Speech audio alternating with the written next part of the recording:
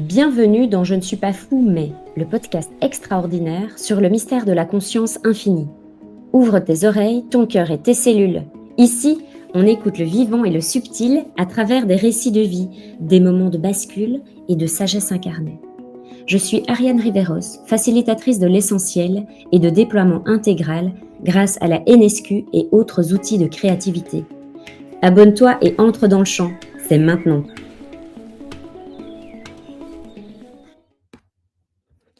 Bonjour, bienvenue à ce nouvel épisode. Aujourd'hui, c'est un épisode où j'ai la joie d'accueillir JCVD, Jean-Cyril Vadi. Et oui, c'est presque les mêmes initiales qu'une autre personne bien connue.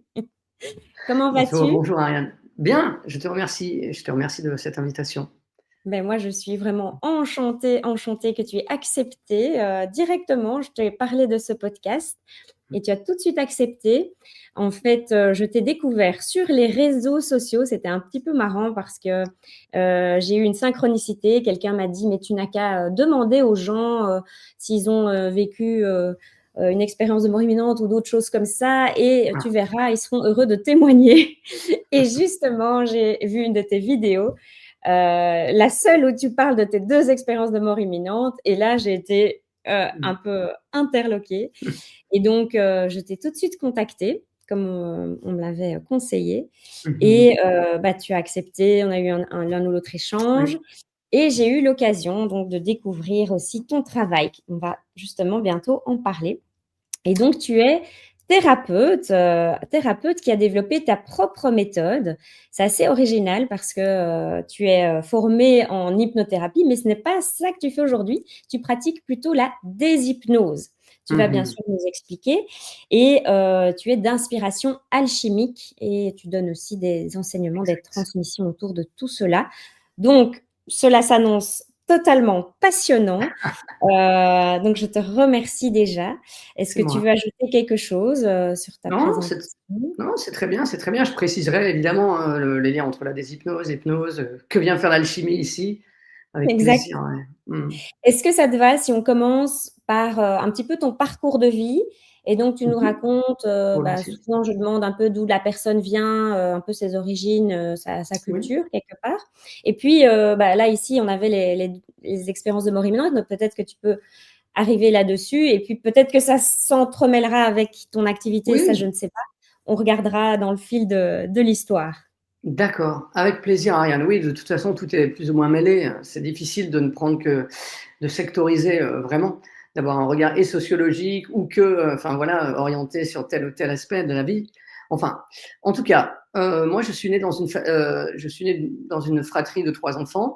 Voilà, mon père venait d'Italie, donc c'est l'immigration italo-grenobloise, comme on dit, parce que je suis de Grenoble à l'origine, où il y a beaucoup, beaucoup d'Italiens d'origine, enfin de gens qui sont d'origine italienne. Et j'ai grandi dans un milieu qui n'était pas, il n'y avait pas de culture religieuse, croyante. C'était plutôt même une culture politique plutôt communiste voilà, OK. de ces années-là. Voilà, j'ai grandi moi dans les années 70-80. Et donc, je n'étais Mmh. pas du tout dans la spiritualité. Et c'est vrai que ces expériences de mort imminente sont venues plus tard, quand j'avais 15-16 ans. Et du reste, OK. c'est bien plus tard que j'ai mis des mots sur ce qui m'était arrivé. Aujourd'hui, voilà, c'est comme ça que je raconte les choses. Mais au fond, Mmh. ce qui s'est passé, quand ça s'est passé, je ne peux que le raconter des années après. Lorsque quelque chose se passe, c'est plutôt quelque chose qui est incompréhensible, surtout qu'à l'époque, dans les années 86-87, quand moi j'avais 15-16 ans, il n'y avait pas Mmh. Internet, il n'y avait pas il y avait peu de littérature sur les expériences de mort imminente. C'était pas du tout des sujets qui, moi, étaient proches de mon état d'esprit, de mes déterminants culturels. C'était pas des choses dont on pouvait parler à la maison non plus. Donc, lorsque cette première expérience est arrivée, quand je me suis noyé dans l'Adriatique, j'ai surtout vu ma vie défiler, des images de ma vie. J'ai eu le sentiment qu'on me tirait de l'eau à un moment donné, mais que c'était plutôt une créature un peu qui me tirait de l'eau et non une main humaine. Plus tard, il me semble avoir reconstitué OK. l'histoire. Mais c'est a posteriori que j'ai reconstitué que quelqu'un m'avait tiré de l'eau parce que je m'étais noyé, m'avait amené sur la berge, mais je n'ai aucun souvenir de cela. Mmh. Donc c'est vraiment, et c'est en réalité donc dans ce milieu-là, la seule chose dont je me souviens, c'est qu'on n'en a pas parlé, que ça a créé chez moi un traumatisme assez fort parce que je pouvais plus après mettre la tête sous l'eau pendant des années. J'ai vraiment souvent des sensations d'étouffer. Donc ça a été assez complexe, surtout que mon adolescence n'était pas très, très simple. Et puis c'est 10 ans après, quand j'ai eu un accident de la route, là on est dans les années 95, où là vraiment j'ai fait une sortie de corps. C'est comme ça que je l'avais visualisé, en tout cas. Je suis vraiment sortie de mon corps et je me suis vue d'en haut, allongée sur la chaussée. Et puis j'ai voyagé à la vitesse de la lumière dans le cosmos. Il s'est passé des tas de choses sous le désert de Gobi, etc. Mais là encore, en 1995, il n'y a pas Internet. Moi, j'ai 25, 26 ans. Je ne sais absolument pas. Je comprends juste que je suis sortie de mon corps et que je fais un effort pour revenir. Ensuite, j'ai partiellement une amnésie, mais je ne sais pas. Je n'appelle pas ça une expérience de mort imminente. Oui. C'est des années après, encore une fois, quand j'ai commencé le deuxième travail, enfin une troisième partie de vie qui est la mienne, le travail d'hypnothérapeute, et puis l'alchimie, les réflexions autour de ça, l'accompagnement thérapeutique, que de lecture en lecture, de rencontre en rencontre, je me suis souvenu de ce que j'avais vécu, mais on sait que la mémoire, elle reconstruit aussi, hein. Et la narration, à ce moment-là que j'ai fait grâce à ces souvenirs qui se rappelaient à moi de ce qui s'est passé, s'est inscrit dans cette cosmogonie des expériences de mort imminente. Voilà, tu vois. Alors, ce sont des souvenirs à la fois excessivement prégnants, parce que par exemple, ce voyage dans le cosmos et sous le désert de Gobi, je m'en souviens comme si c'était hier, et plus qu'un songe. Je me souviens des sensations, des émotions. Je me souviens d'être rentré chez moi sous le désert de Gobi. Il y avait une cité luxuriante faite d'or. Et d'ailleurs, je savais que c'était le désert de Gobi, alors que ce n'est pas un mot que je connaissais même. Lorsque je me suis réveillé. Moi, je ne connais pas. Oui. Je ne connais pas. Si tu peux expliquer, je veux bien. Alors moi, au départ, je ne savais même pas ce que c'était. C'est-à-dire qu'en me réveillant, je me suis dit, tiens, c'est le désert de Gobi. Et j'ai écrit cette espèce de voyage.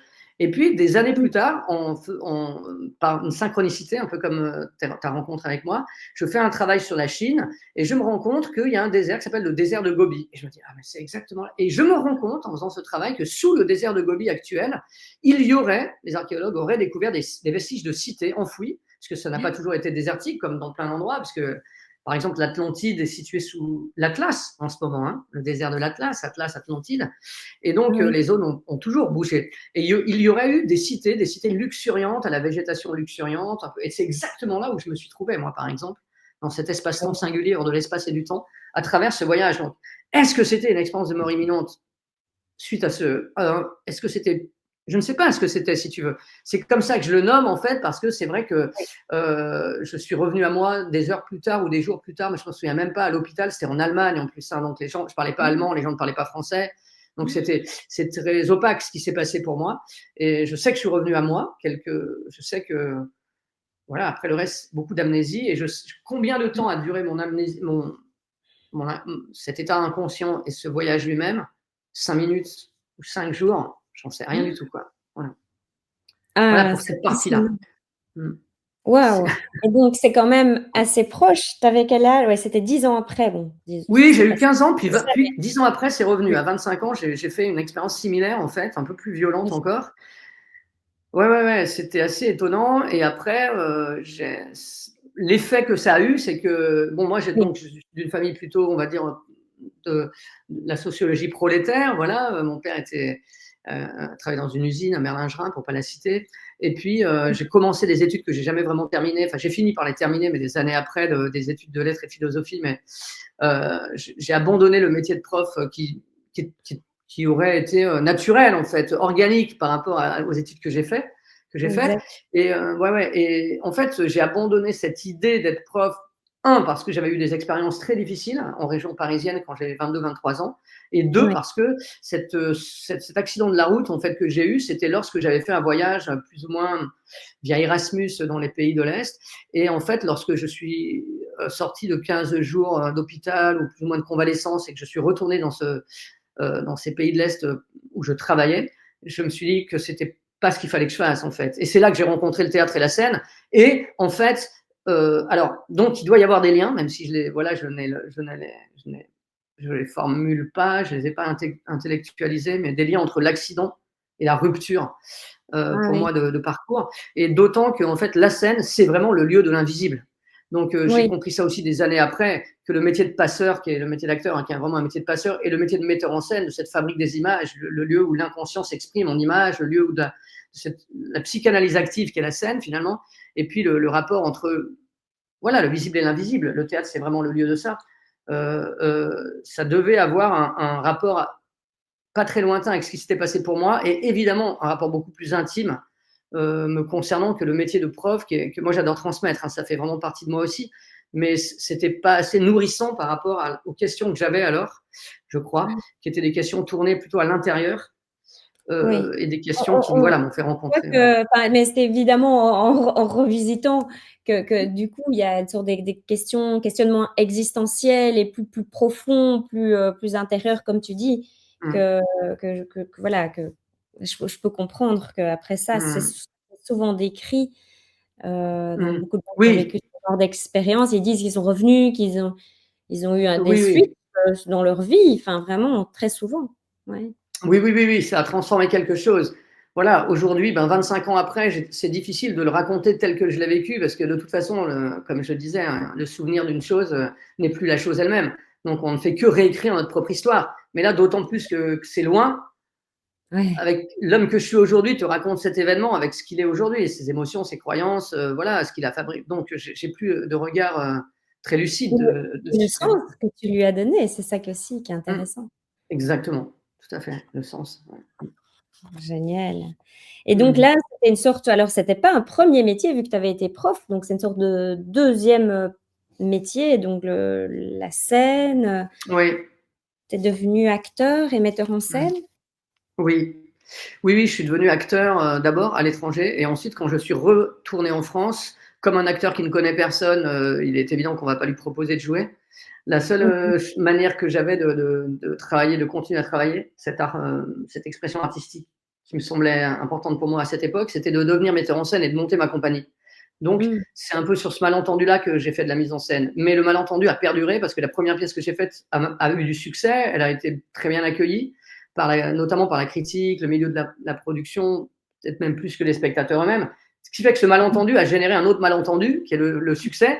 Et le succès étant un malentendu, il m'a fallu continuer sur cette voie finalement.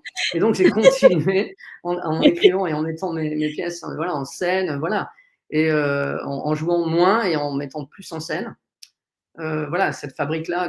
Et puis, parallèlement, euh, c'est d'ailleurs très étonnant parce que plus j'essayais de me mettre dans l'ombre, on va dire, parce que l'acteur, il est quand même dans la lumière sur le plateau. Le metteur en scène est plutôt en retrait une fois que les répétitions sont terminées. Bon, il y a tout un aspect mondain, mais tout de même, c'est pas lui qu'on voit sur la scène, même si on ne voit que lui en voyant son travail. Mais bon, à chaque fois que j'ai voulu me décaler un peu pour être plus en retrait, la lumière est revenue me chercher d'une certaine façon.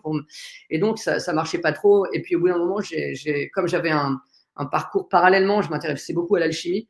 À un moment donné, disons que j'étais plus en phase et en adéquation avec le milieu, on peut dire, le milieu de la culture, parce que Oui, peut-être l'acteur est plus libre par rapport à ça, mais le metteur en scène, lui, est vraiment très aux prises avec le milieu parce qu'il rencontre OK. souvent les producteurs, les Oui, oui, financeurs, etc. Voilà. Donc c'est un milieu qui est particulier, comme tout milieu, mais quand même, il y a une forte idéologie. Disons que moi, j'étais plus ouais. en phase avec, voilà. Et Mmh. là, j'ai fait vraiment un pas de côté et OK. j'ai laissé la scène. Je me suis formé dans une école de psychologie. Je me suis formé à l'hypnose et Mmh. j'ai continué d'une certaine façon, hein, ce que je faisais déjà en tant que metteur en scène, finalement, dans le récit, les métaphores, les archétypes, la fabrique de le rapport à l'invisible, mais dans la relation intime et l'accompagnement thérapeutique, tout en continuant, parce que là, finalement, le fil conducteur, ça a été toujours l'alchimie, et puis l'idée d'aller porter la lumière comme un peu un éclaireur, je dirais, là où essayer de mettre du sens et de la lumière sur des zones qui me semblaient pas éclairées, quoi. Voilà, tout simplement. Mmh. Et Mmh. justement, tu dis: «Je m'intéressais déjà à l'alchimie», mais Mmh. c'est quand même, très particulier l'alchimie, on tombe pas comme ça, dedans, Ah oui. pouf et donc je me dis, soit il y a eu peut-être aussi des synchronicités ou des rencontres, fortes. Mmh. Enfin, comment est-ce que tu es arrivé à l'alchimie en particulier? Alors, Ou c'était déjà une recherche? l'alchimie. Oui, oui. Alors, en fait, j'y suis arrivé un peu aussi par hasard, enfin par hasard. Il y a 2 choses qui m'ont, poussé 3 qui m'ont fait rencontrer l'alchimie. La première, que j'étais en Hippocagne, donc je faisais des études, Mmh. de lettres et de philosophie et à ce moment-là, je sais pas, on avait sans doute des devoirs, des devoirs de recherche, je sais plus exactement. Je suis tombé sur un livre de Fulcanelli qui s'appelait Le mystère des cathédrales et dans, Le mystère des cathédrales, qui est un gros livre que j'ai lu à ce moment-là un peu en diagonale, il y a un passage qui m'a vraiment saisi et qui est venu me chercher. Parce que moi, à cette époque, j'écrivais beaucoup de poèmes et j'écrivais beaucoup de poèmes en utilisant une langue phonétique, finalement, comme on fait un peu intuitivement quand on est, voilà, Mmh. sans savoir que c'était la langue des oiseaux. Mais par exemple, il m'arrivait souvent Mmh. d'écrire des mots Ah oui. d'une autre manière, en les entendant phonétiquement et Ah en les oui. traduisant autrement. Par exemple, il persévère, je me souviens avoir écrit un poème où je parlais du poète et j'écrivais il perd ses vers. Voilà, c'était le poète qui Ouais. perdait ses vers. Voilà. Et en lisant Fulcanelli, je suis tombé là-dessus, dans le mystère des cathédrales, sur la langue des oiseaux. Je me suis rendu compte que cette langue des oiseaux, elle existait, elle était transmise, elle avait un sens au-delà de ce que je faisais, elle avait une réalité, une épaisseur, elle avait une mystique, une philosophie et notamment parce qu'il raconte, lui, quelque chose d'extraordinaire dans ce livre. Il dit que, et tout était là pour moi, il dit que voilà, on a dit par exemple que les cathédrales gothiques, on a nommé cet art gothique, en présupposant qu'il était d'inspiration, qu'il s'inspirait de l'ethnie ou du peuple des Goths, hein, les Goths, les Ouais. Visigoths, voilà, alors qu'en réalité, historiquement parlant, ça n'a pas de sens. Et selon lui, c'était une manière cachée de dire la vérité, parce que la vérité, c'est que c'était l'art gothique, L apostrophe, art gothique. Donc l'art Ah. gothique, puisque les cathédrales sont des livres de pierre qui utilisent justement la langue des oiseaux, puisque si une image n'est pas dite à l'oral, elle est muette. Par exemple, il y a un lion en or. Si tu ne dis pas au lion d'or, tu ne peux pas entendre au lit on dort. Et donc, tu ne sais pas que derrière ce lion d'or, comme sur la place de mon village, dans la campagne bretonne, il y a une place qui s'appelle la place du lion d'or. Ça n'a pas de sens, tu vois. Mmh. Pourquoi un lion d'or au milieu de la Bretagne où il n'y en a probablement jamais eu, même s'il y a eu des lions bien avant le Christ, tu vois, c'est pas du tout, voilà. Mais si tu le dis au lit, on dort, tu comprends que probablement il y avait des auberges, que celui qui savait qu'on pouvait frapper à la porte pouvait être accueilli et être hébergé, etc., etc. Et donc, je me suis dit, en fait, c'est Ah. dingue que même les universitaires, mais en fait, c'est pas du tout Mmh. dingue, c'est normal que les érudits aient continué à faire croire, à croire et à marcher là-dedans sur l'art gothique, alors que c'est l'art gothique probablement. Et la langue des oiseaux, elle déguise, elle cache, mais elle donne à voir aussi parce elle donne à entendre. Voilà. Mmh. Et en même temps, il y a aussi un aspect vibratoire et c'est aussi, nous utilisons la langue des oiseaux sans le savoir. Elle est dans les mots, elle est inscrite dans les Mmh. mots. Voilà, bref. Tout ça donc ça, c'était une première entrée pour moi qui m'a vraiment parlé. La deuxième anecdote, c'est que j'habitais Grenoble à ce moment-là, j'étais étudiant et il y a un carré magique sur l'une des portes de Grenoble, sur la rue Jean-Jacques Rousseau, le carré Sator Arepotenet Opera Rotas, qui se lit Sator Arepotenet Opera Rotas, Sator Arepotenet Opera Rotas, Sator, enfin dans Ah tous oui, les sens, hein, qui est le oui, carré magique, je le, le, vois le, ce que c'est. Oui. ouais, qui se traduit un peu plus ou moins par le paysan, enfin, c'est peut-être même un prénom, Sator tient la charrue, tient la roue et la roue tourne. En fait, c'est une phrase un petit peu aussi énigmatique, mais qui Oui. tendrait à raconter l'alchimie aussi, sur les cycles, sur creuser, enfin, voilà, il y a plein de choses, d'autant qu'il y a une croix qui est symbolisée par une seule des lettres qui est au centre, etc. Bon, il y a tout un truc. Et moi, je m'étais Oui. interrogé sur cette porte et sur le carré magique. Donc ça, c'était la deuxième chose qui m'avait interpellé. La troisième, c'est qu'à cette époque, la franc-maçonnerie était venue me chercher en voulant me faire entrer dans l'ordre de la franc-maçonnerie, et puis OK. duquel j'ai assez rapidement démissionné, très très vite. Mais OK. l'une des choses qui m'a frappé, c'est que dans cette maçonnerie, la maçonnerie tendait à se réapproprier une forme de philosophie de pensée, de mystique. Enfin, d'ailleurs, ça peut aussi être un patchwork d'une certaine façon, mais disons qu'il y Mmh. avait des choses de l'alchimie que la maçonnerie Oui. s'appropriait. Et en fait, il me semblait important pour moi de revenir à la source de tout ça. Et donc voilà, progressivement, je me suis intéressé à ça de plus près, voilà, tout simplement. Intéressant, c'est intéressant. Mmh. Et moi, j'ai une question que je me suis toujours posée. Est-ce que, la langue des oiseaux, c'est qu'en français ou ça existe dans d'autres langues?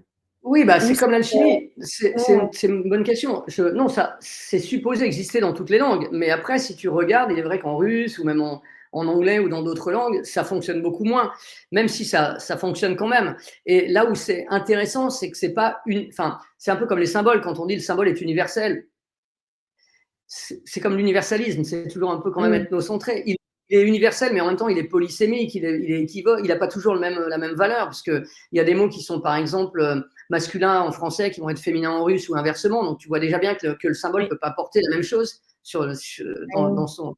Et puis, il y a même sinon qu'il y a une universalité, ce qui est intéressant, c'est pas tant que ça prouverait le fonctionnement de la langue des oiseaux elle-même, c'est plutôt que dans ta propre langue, ça devient un sujet de réflexion pour toi, de méditation, un outil et un axe de recherche et d'éveil, etc. Tu vois, c'est plutôt ça. Donc, je pense que la langue française est quand même vraiment particulièrement riche au niveau de la langue des oiseaux, parce qu'il y a plein de mots très courts. Comme il y a des liaisons, ça transforme le sens, donc ça lui donne, voilà, etc. Ce qui n'est pas si évident. En russe, par exemple, voilà, ça marche beaucoup moins, par exemple. Après, les lettres elles ont sûrement un symbole, une valeur. Hein, en hébreu, en plein de langues, il y a même des valeurs numériques, etc. La lettre, elle porte. Voilà, mais tu vois bien, l'alphabet chinois n'est pas du tout le même que les idiomes. Enfin, tu vois, voilà. Donc, c'est quand même. En fait, les doubles sens ou les triples sens, enfin, fonctionnent peut-être autrement que. Tout à fait, ça ne peut pas être la même chose, en fait. Oui. Ouais. Je Ah, pense. génial, merci.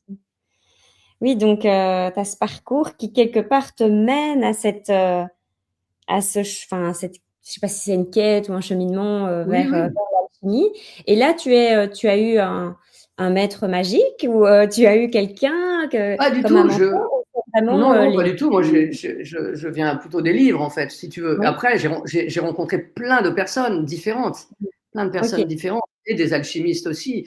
oui, Et puis, je suis allé questionner des gens qui aujourd'hui travaillent. J'ai récupéré des informations chez X et Y, qui connaissaient X ou Y de près. Voilà, j'ai écouté aussi beaucoup de conférences, bon, des choses comme ça. Mais j'ai pas eu de rapport maître-élève. D'ailleurs, je le regrette un peu par moment dans cette transmission, un peu comme un précepteur pourrait te transmettre des choses et dans la lignée duquel tu pourrais t'inscrire pour finir par fabriquer toi-même d'autres choses. Mais cette tradition, cette transmission, elle existe quand même, elle s'est faite quand même pour moi, avec les livres, voilà, de manière parfois éphémère. oui, Voilà, et même quand j'ai pris le contre-pied de certaines choses que j'ai apprises, comme l'hypnose, eh bien, je m'en suis nourri. Et c'est bien parce que je les ai apprises que j'ai pu prendre le contre-pied de ce que j'ai appris pour fabriquer oui, autre chose. Donc, il y a toujours, en fait, voilà, des rencontres de chair et d'os ou des livres ou des tableaux qui t'orientent et qui font que tu te reconnais, en fait. Et tu te reconnectes. Moi, je pense qu'apprendre, ça n'est que se souvenir, au fond. Donc, je trouve qu'on fait que, en fait, ce qu'on croit apprendre, mais on se souvient de ce que l'on savait et qu'on a oublié. Pour moi, c'est un peu ça l'apprentissage. waouh, génial, j'adore. C'est excellent.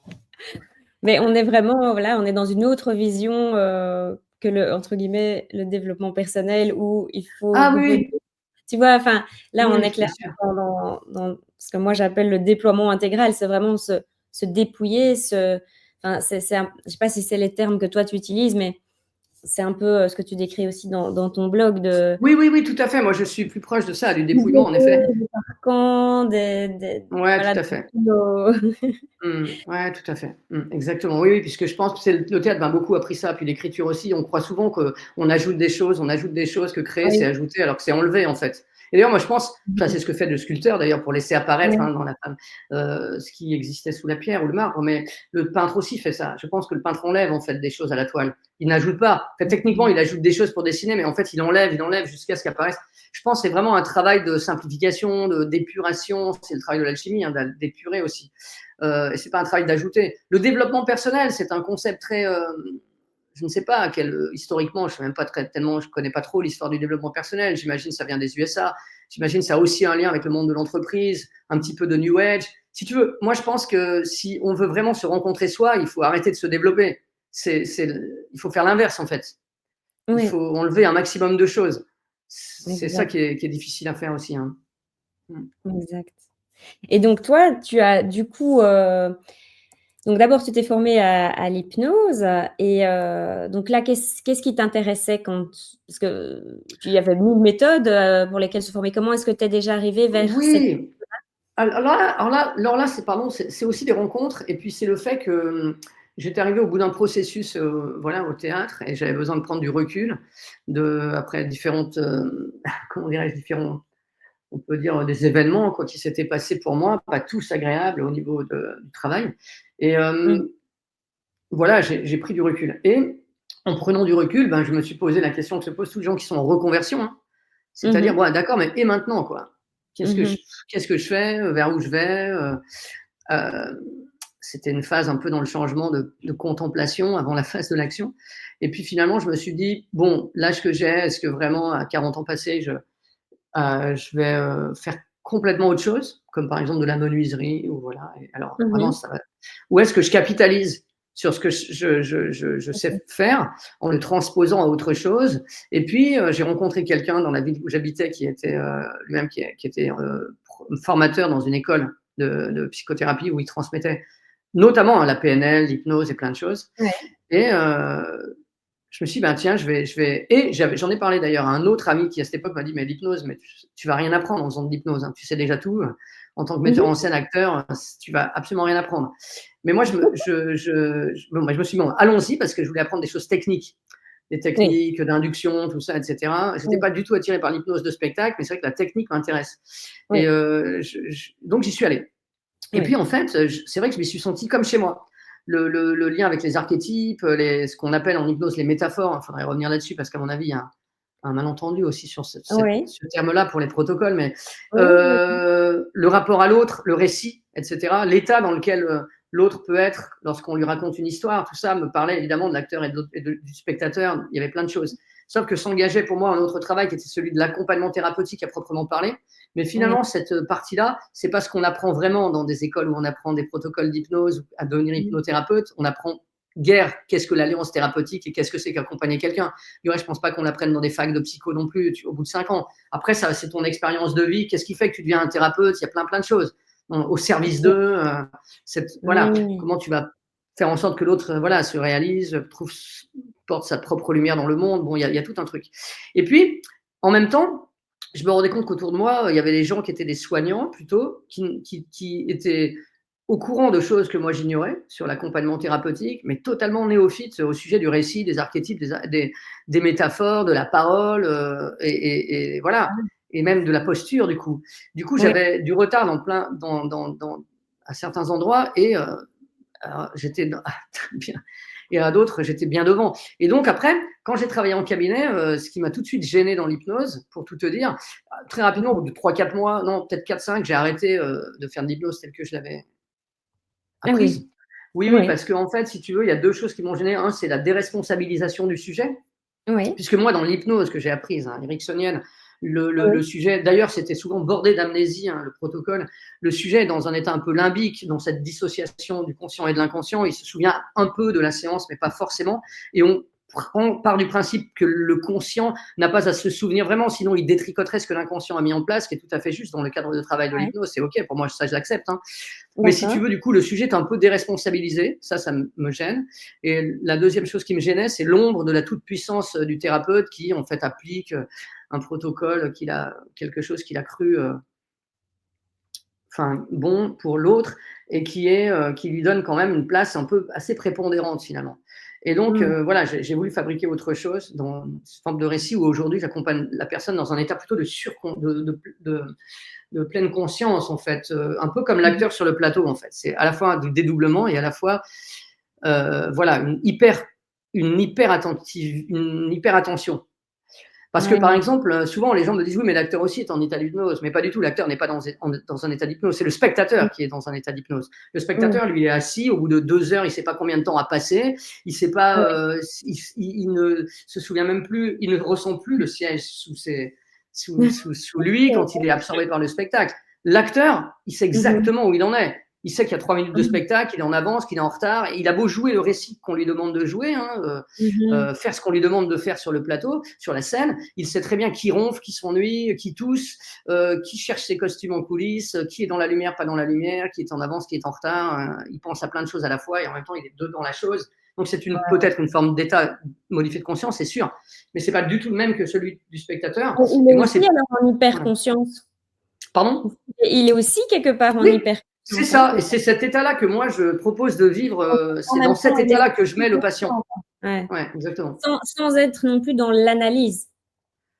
Non, c'est pas. Après, il y a toujours une part qui, faisant la chose, analyse ce qu'elle fait, parce que nous sommes humains. On peut pas. Ça aussi, ça fait partie un peu, je trouve, des concepts. Quand on parle, là, c'est pas un mot que tu as employé, mais par exemple du mental, etc. Moi, j'ai beaucoup de patients qui me disent, j'avais quand même mon mental qui. Mais heureusement que ton mental est là. Enfin, c'est d'abord, ça peut être un garde-fou, et ensuite. Mais l'idée, c'est plutôt que de savoir qu'il est là, il est ok, il est en train d'analyser ça, mais ça t'empêche pas de vivre ce que tu as à vivre. Et à un autre niveau, voilà. C'est plutôt d'accepter, de nous accepter dans notre complexité aussi. Ouais, génial. Et donc ça, comment est-ce que tu as pu la développer? Donc ça te gênait, ok? Mais comment est-ce que tu arrives à créer une méthode alors que… Après, c'est parce que d'abord, alors moi, je me suis pas posé cette question. j'ai fait la chose. Ensuite, comme en fait, si tu veux, intuitivement, j'étais déjà un peu pétri d'alchimie, j'ai jamais appliqué des protocoles. La chose aussi, c'est que j'ai jamais fait les protocoles que j'avais appris en école. Donc, tout de suite, parce que moi, j'ai improvisé des choses dans l'instant avec les premiers patients. Et ce qui m'est venu naturellement, c'est le processus alchimique tel que je le connais. Donc, de fil en aiguille, j'ai fabriqué mes structures, qui sont des structures qui respectent un processus alchimique. Donc voilà, aujourd'hui, j'en ai 9 en fait. Et les patients, je les accompagne par cycle. En général, il y a 3 séances, parfois il y en a 5, 7, jusque 9, mais ça peut être rare. Et ce sont des structures qui sont proches du processus alchimique, c'est-à-dire des opérations alchimiques, de la transmutation, du plomb en or, de l'ombre à la lumière. C'est-à-dire, ça traverse l'œuvre noire, l'œuvre blanc, l'œuvre rouge. Il y a différentes choses. Donc, c'est des structures que j'ai appelées moi-même, le voyage du héros alchimique, le grand œuvre, le cube céleste, etc. Des choses comme ça. Vitriol, qui est une formule alchimique aussi. C'est-à-dire, il y a une des structures cette formule latine, visite l'intérieur de la terre, qui en français donne visite l'intérieur de la terre et en rectifiant, tu trouveras la pierre cachée. Ça, c'est qui invite à fabriquer une structure que moi j'ai élaborée, que je propose en état de conscience modifié, en état modifié de conscience aux patients. Voilà. Et quels sont… Donc ça, tu le donnes en formation dans tes Alors formations? ça, je le transmets, oui, en ligne, volontiers, même si c'est plutôt confidentiel, parce que je ne travaille pas avec des grands groupes et pour l'instant, ça s'est communiqué de façon, je n'ai pas d'école ni pignon sur rue, ni une école, d'autant que ce que je fais j'ai pas de numéro d'agrément de formation, et d'autant que je pense pas que ce serait reconnu comme étant professionnalisant, et d'autant que c'est pas un mot que j'utilise. Moi, je parle de transmission plutôt. Oui. Parce que, en fait, c'est pas vraiment une formation. C'est plutôt une transmission dans la mesure où la plus grande part de ce que je transmets, c'est d'abord ce que je suis. Ce qui m'a traversé, les tenants et les aboutissants de ma pratique. Et donc, il y a des structures ou des protocoles que la personne s'accapare, mais la personne, elle va les intégrer à sa manière et selon son chemin de vie, etc. Donc, voilà. Et donc, il y a des thérapeutes qui viennent. Tu as été très créatif dès le début et tu invites les gens à l'être aussi. Oui, tout à fait. Oui, d'une certaine façon.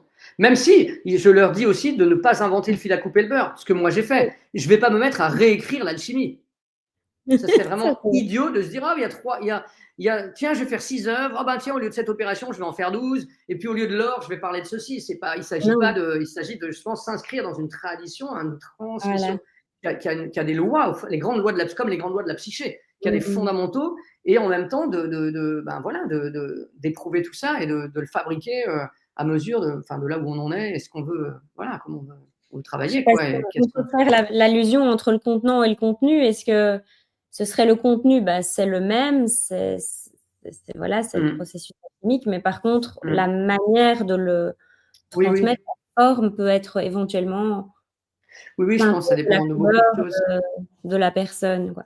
Oui, tout à fait, ouais. tes vibrations, ton état de conscience, on pourrait dire ton niveau de conscience dans l'accompagnement, ton vocabulaire, la manière dont tu vas Tes talents, ça va parce que réso imagine, ça va résonner en toi.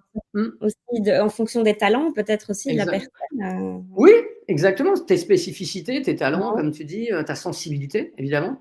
Tout chouette. ça, quoi, en fait, ton chemin de vie, en fait, voilà, c'est Mmh. sûr. Mmh.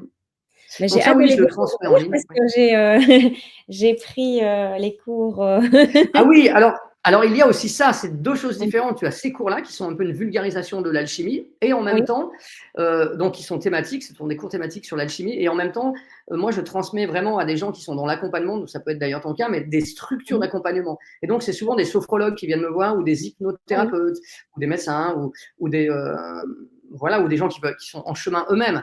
Alors là, effectivement, je transmets à ces gens vraiment des structures qui pourront ensuite travailler en cabinet avec leurs propres patients. OK. Ouais, ouais, ouais, tout à Ce fait. sont des formules différentes, quoi. Ouais. Super. Bah, Le écoute, ce que tu c'est ce dont tu parles, excuse-moi d'aller jusqu'au bout de oui. t'interrompre, ce dont tu parles, c'est on va Non, dire, c'est vas-y. l'aspect théorique, culturel et voilà et alors que les structures, c'est vraiment tourné dans la pratique, c'est vraiment tourné, comme des protocoles et des structures d'accompagnement. Donc si tu fais les 2, ben, c'est sûr que si tu fais que les structures, mais que tu as pas tout le bagage de l'alchimie, des fois tu vas dire: «Ah tiens, à quoi ça correspond?» Il va falloir vraiment que tu Ouais, cherches toi-même, sinon c'est un peu décélant dé vitalisé. Et ouais, en même temps, voilà, le contenu des cours, ça, si tu veux fabriquer des structures à partir de ça, il faudra que tu les crées toi-même, disons. Hein. C'est un autre, vraiment. Hein. Moi, ouais, j'ai ouais, fait les ouais. deux, quoi. Voilà. Mmh. Ah, c'est intéressant, excellent. Bah, merci beaucoup en tout cas pour toutes Mais je t'en ces prie. infos. Tout ça peut se retrouver facilement sur ton blog, ton site internet où, tu as, bah, des chouettes articles, des formations, transmissions, Mmh. pardon. Et aussi on découvre que tu es, un auteur, que tu as publié plusieurs livres, et dont j'ai vu un qui parlait des rêves lucides. Oui, Comment est-ce c'est un que tu en as petit guide trouvé, assez modeste. Oui, oui, c'est un guide pratique assez modeste, mais avec des exercices à faire pour précisément accéder au rêve lucide, à cet état-là. Donc des oui, exercices de tests de réalité, plein d'exercices comme ça. Et c'est un livre qui permet de se mettre en chemin pour et de se tenir motivé, parce qu'il faut être motivé au départ, c'est pas si simple. Moi, ça m'est arrivé par hasard, hein, ah ces oui. rêves lucides. Ah ouais, ouais, et Oui, même passer un demander temps, comment c'est arrivé et comment est-ce qu'on se passionne par ce Je sujet-là, tu vois? c'était pas très éloigné de l'époque de l'accident que j'ai eu et à Oui, ce moment-là, j'avais même il se passait même un truc extraordinaire pour moi, c'est que les quand j'allais me coucher, je savais que enfin, je me disais: «Ah bah tiens, faudrait que tu continues le rêve de la veille» et quand je dormais, je continuais le rêve de la veille. J'entrais directement dans le rêve de la veille que je remodifiais et le lendemain pareil et cetera. Donc je décidais de mes rêves et ce ah qui est génial. extraordinaire, c'est que des années après, ouais, j'ai vu un film avec Gérard Philippe, qui est pas très connu, ce film, qui s'appelait Les Belles de nuit, où en fait c'est un musicien, mais qui est un peu frustré parce qu'il écrit de la musique, mais finalement il n'arrive pas à la faire connaître et il est prof de musique. Alors, et la réalité l'emmerde, alors il se réfugie dans le sommeil. Et dans le sommeil, il a une vie extraordinaire. Mais ça lui occulte la réalité qu'il ne voit pas telle qu'elle est non plus. Il n'en voit pas les potentialités. Il se réfugie vraiment dans le sommeil. Et dans ce sommeil, il vit des aventures. Et à chaque fois qu'il dort, on voit des épisodes dans lesquels il prolonge les rêves de la veille. Exactement. Ouais, Un film enfin, vraiment bien. Et d'ailleurs, c'est un film extraordinaire. ouais, ouais, Tu que je recommande aux gens qui veulent faire des rêves lucides. Et tu Pardon. as rencontré, à part ce film-là, tu as rencontré d'autres, du coup, tu as fait une enquête et tout ça là-dessus. Est-ce que tu as rencontré d'autres personnes qui ont vécu ce genre de choses? Parce que moi, j'ai Non, jamais entendu pas, ça. Non, pas du tout. J'ai pas du tout. J'ai vu des statistiques qui disaient qu'il y avait 2 ou 3 de la population qui avait vécu ce genre d'expérience dans la vie. Ensuite, Mmh. j'ai découvert la littérature des rêves lucides. À ce moment-là, en faisant des recherches, j'ai découvert aussi qu'il y avait un mot d'ailleurs qu'on utilisait dans le 18e ou 17e siècle qui s'appelait la dorveille, qui est une contraction de dormir et veiller à l'époque où on ne parlait pas d'insomnie, qui est une invention un peu qui est venue avec l'ère industrielle, on peut dire. Et pendant cette dorveille, les gens se réveillaient. Il était normal d'avoir un sommeil entrecoupé, en fait. Ça fait pas très longtemps qu'on dit aux gens, Mmh. faut que tu dormes 8 heures de suite, sinon tu as des insomnies et c'est pas bon pour toi. Si tu veux, pendant l'histoire de l'humanité, c'est plutôt un sommeil entrecoupé. Et les gens se réveillaient la nuit, ils priaient, ils travaillaient, ils faisaient des enfants, ils écrivaient, ils faisaient plein de choses. Et en fait, ils étaient extrêmement créatifs. Et cet état de dorveille est très, très bénéfique et fertile et fécond pour le rêve lucide parce qu'il entretient justement un état d'hypnose un peu. Tu te réveilles, mais tu es encore un peu dans le sommeil, tu te rendors, tu es encore un peu éveillé, ce qui permet de contrôler et de naviguer jusqu'à éprouver vraiment des états de lucidité qui sont différents, parce que souvent le rêve Ouais. t'échappe, il te revient jusqu'à ce que Ah oui, voilà. c'est Voilà, excellent. donc ça, c'est un petit guide, ouais. Ce que je connais, moi, du rêve lucide, je n'ai pas étudié la question, mais je sais que ben, moi, j'ai déjà vécu. Donc, je me réveille. Ça, je pense que beaucoup de gens l'ont eu, mais comme tu dis, par un peu, pas fait exprès, quoi. Oui, Tu comme te moi. réveilles et tu es pas encore bien réveillé, donc tu es en dorveil, on va dire. Tu te Oui, réveilles, tu te rends compte qu'il y a ce rêve. Et puis alors, tu sais, tu replonges un peu dedans, mais tu es encore pas tout à fait rendormi. Et moi, personnellement, je me rends compte que j'ai pas envie que ça se passe comme dans le rêve. oui, Donc, c'est imaginons, ça. je vois mon mari qui me trompe devant moi, tu vois? Oui, Je suis là: «Non!» tu vois? Je fais: «Ah non, hein». Alors dans tu vois, je m'entends vraiment dire: «Ah non, non, non, je veux pas vivre ça», parce que j'ai vraiment mon oui, cœur qui oui, qui est brisé à ce moment-là. oui, «Ah bien sûr. non, hein», et alors, c'est comme si je faisais troudrout, je reviens en arrière, je refais le rêve et tout re ça repasse autrement. Exactement. Je me dis: «C'est quand même marrant», et ça, je sais que pas mal de gens, le vivent, ou alors se réveillent, disent: «Non, non, je veux continuer mon rêve, je veux continuer mon rêve», et essayent de replonger dedans, mais en fait, ils sont pas tout à fait endormis.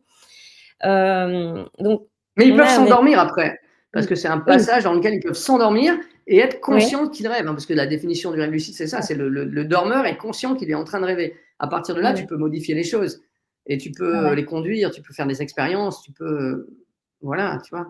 Mmh. C'est hyper intéressant. Ouais, Mmh. génial. Bon, écoute, Voilà, voilà. voilà, donc tu as vraiment beaucoup de facettes, auteur, donc ça renvoie sur ton site, on peut cliquer Ça sur les marche, merci, livres Ariane. et Oui, ça renvoie vraiment vers les avec livres qu'on peut plaisir. acheter en ligne. Oui, oui, je Donc crois pas que tout n'est pas voilà. encore tout à fait accessible, mais là, je suis sur le projet d'un autre livre justement sur les libérations d'esprit, les entités et cetera, que j'espère, avec un éditeur. Bon, j'en dis pas plus parce que c'est pas encore fait, mais il devrait sortir au mois de décembre, quoi, voilà. Ah génial. Mais Mmh. ça, c'est vrai que c'est un sujet aussi, que tu abordes, parfois dans tes Oui. vidéos, ou justement Mmh. peut-être dans les sujets de tes transmissions. Mmh. Donc je sais pas si c'est pas vraiment communication, mais c'est enfin voilà, d'avoir des contacts avec des Les défunts, défunts, ouais. Oui, oui, ou et des on sait pas ouais. de les faire, partir sur leur chemin de Mmh mh. lumière. Je sais pas Mmh mh. comment ça se dit. Mmh. Ça, c'est quelque chose qui t'a été transmis, ou c'est aussi quelque Alors chose où tu as fonctionné avec, l'intuition et cetera? alors ça, non, non, ça a été transmis dans une formation d'hypnose spirituelle que j'avais fait à une époque, mais c'est OK. surtout que pour moi, en fait, si tu veux, il y avait une évidence parce que quand j'étais petit, je voyais les fantômes, voilà, et cetera. Je discutais un peu avec eux, je les faisais partir, je leur disais que tout était OK, qu'ils pouvaient y aller. Je faisais ça de manière très intuitive entre 10 ans et 20 et 17 ans. Ensuite, j'ai voulu Oui. ça m'a vers 22-23 ans, j'ai eu d'autres expériences avec l'invisible qui m'ont un peu plus effrayé. Puis à un moment donné, j'ai coupé avec ça pour vivre une vie un peu Ah normale. Et du coup, ça n'est pas revenu. Mais par le théâtre, d'une certaine façon, j'y suis retourné. Parfois symboliquement, parfois dans les pièces comme des pièces de Shakespeare où il y a toujours des fantômes, voilà, des spectres. Je suis retourné à oui, cette question-là. Et donc, lorsque j'ai découvert qu'il y avait des structures où on pouvait convoquer, que les défunts, les entités pouvaient, notamment le livre d'Édith Fioré, hein, Les esprits possessifs, pouvaient en fait endommager d'une certaine façon la vie des vivants et venir se télescoper avec, les influer, et qu'on pouvait oui, faire un travail de libération. Ça, ouais, c'est vraiment devenu pour moi, bah oui, oui, c'est une évidence. Et donc j'ai récupéré cette structure que j'ai un peu modifiée. Et OK. puis voilà, donc ça fait partie de mon accompagnement aussi. Mmh. Donc quand tu dis: «J'ai récupéré la structure», c'est du livre Bah, ou c'est c'est en de formation. Alors non, c'est en formation. Dans cette formation d'hypnose spirituelle, on avait des structures qu'on nous proposait, OK. que j'ai réadaptées selon ma sensibilité, que j'ai étoffé un peu, on va dire, pour aller un peu plus loin dans certains endroits. Et puis enfin voilà, là, je ne vais pas rentrer dans des détails techniques, mais du coup, ça fait partie voilà, des structures que je peux transmettre si quand il y a des demandes, et puis parfois voilà. Mmh. Oui, et quand ça surgit, j'imagine que c'est pas tout le monde qui a ça, tous tes clients Mmh mh. patients n'ont pas ça. Quand est-ce que tu détermines? C'est Bah, ça, le diagnostic, en fait, si tu veux, ça c'est tu le vois tout de suite, en fait. Le patient qui rentre dans enfin moi, aujourd'hui, oui, la manière dont les gens parlent de leurs problématiques, comment ça s'est inscrit dans le corps ou pas, comment l'émotion et une émotion et une sensation peuvent être liées quand ils en parlent, comment ils n'entrent pas dans le récit que je leur propose dans l'état de conscience modifié, parce qu'il y a une urgence qui est là et qui s'impose à eux et qui font qu'ils ne peuvent pas aller là où je leur demande d'aller, où je les invite à aller. Il y a plein de signes, en fait, qui font qu'aujourd'hui, je vois très rapidement qu'il y a ce dégagement à faire ou cette libération à faire, et un deuil d'ailleurs à faire aussi la plupart du temps, parce que ce sont souvent des défunts de la famille. Mais parfois, c'est beaucoup plus immédiat. Et je me souviens d'une transmission que j'avais donnée en Belgique. Il y avait 8 ou 9 personnes qui étaient des thérapeutes, une qui n'était pas une thérapeute. Chacun se présente et cette dame dit « je ne sais pas trop pourquoi je suis là ». Et immédiatement, c'est typiquement la phrase, un patient prend rendez-vous avec moi, il ne sait pas pourquoi, c'est typiquement pas lui qui a pris rendez-vous. Et donc, je n'ai rien dit à ce moment-là, mais je me suis dit « ok, bon », et je déroule l'idée, et je déroule la structure théorique de la libération d'esprit. Et là, intuitivement, je dis, on va prendre l'exemple d'une dame qui vient et puis à l'intérieur d'elle, il y a sa grand-mère qui s'exprime, elle s'appelle Marguerite. Et là, la dame en question, elle fait, je la regarde, je fais, ta grand-mère s'appelle Marguerite? Oui. Ah ouais, oui, bon, c'est un hasard, je dis ça comme ça, il y a plein de grand-mères qui s'appellent Marguerite, et je continue. Et je déroule le processus. Et un quart d'heure après, je dis, là, pour que Marguerite s'en aille, on va faire appel on va se dire pour l'exemple que son mari est mort un peu avant, il s'appelle Maurice, et il l'accueille dans la lumière. Et là, elle manque basculer de sa chaise. Et je lui dis, ton grand-père s'appelle Maurice? Oui. Ok. Et on a fait une libération d'esprit, Marguerite est partie, Maurice l'a accueilli, tu vois. Et ça s'est passé dans l'infra. Ça s'est passé. Qui communique avec qui à ce moment-là, tu vois? J'en sais rien. C'est quand même vraiment. Alors bon, il faut prendre ça à la fois avec des pincettes, mais en même temps, la réalité s'est manifestée comme ça à ce moment-là. Voilà. Le sujet, il a pris corps comme ça, quoi. Ouais, c'est exceptionnel. C'est une histoire extraordinaire. J'adore ça. Voilà. Ouais. Bon, écoute, on a déjà fait un bon tour Ouais, merci. de la question et des questions, parce qu'il y a tellement de. Bien sûr. Je vois que tu es comme moi un multipassionné et en même temps tu vas en profondeur aussi, donc ça c'est chouette. Et donc vraiment je te remercie pour d'avoir accepté cette magnifique échange. Merci à Vraiment. toi de ton invitation. C'était très Ah oui, et bien. puis quand je prendrai le temps de répondre à des commentaires s'il y en a, évidemment, j'irai voir. Oui, Avec je mettrai, donc là, il y a le lien à l'écran qui sera dans la description vers ton site internet. Avec plaisir. Et voilà, comme ça, on peut te contacter via ton site, il y a moyen de te contacter. Tu donnes aussi donc des suivis, des accompagnements en visio. Oui, tout Donc, à fait. donc sans problème, même parfois avec un petit décalage horaire, il y a pas de problème. Non, oui, maintenant je travaille beaucoup en visio. Oui, Ouais, oui. une bonne Oui. connexion, voilà, prendre un moment pour soi et le tour est Mmh. joué, ne pas se laisser déranger. Et donc voilà, moi j'ai testé et approuvé. J'ai vraiment adoré Oui, ce sentiment d'être en effet comme ça, très conscience. En effet, pour moi, j'avais pas l'impression d'être en hypnose, mais juste dans ouais. une, oui, en effet, tu as Ailleurs, ouais. Mmh. de conscience, tout à fait, d'expansion. Oui, puis tu Et as tout de suite vu comment ça se convertissait dans le réel par ouais, des micro-changements ou parfois ouais. tout à fait. Moi, ça m'avait bien aidé parce que c'était très pratique, très pratico-pratique pour ce que j'allais Tout à vivre fait. dans le week-end. Ouais. Donc voilà, je te remercie beaucoup, C'est beaucoup moi et qui te remercie, Ariane. merci encore sur toutes tes vidéos que je like à Ça chaque fois va. pour que Oui, l'algorithme nous laisse en contact. oui, c'est vrai qu'il y a tout un. Merci. À Au revoir, bientôt. Ariane, et au revoir à tous. Au revoir, merci. À bientôt. Merci. Merci d'avoir écouté ce podcast. Et si tu l'as apprécié, abonne-toi, commente et partage. À bientôt pour d'autres témoignages.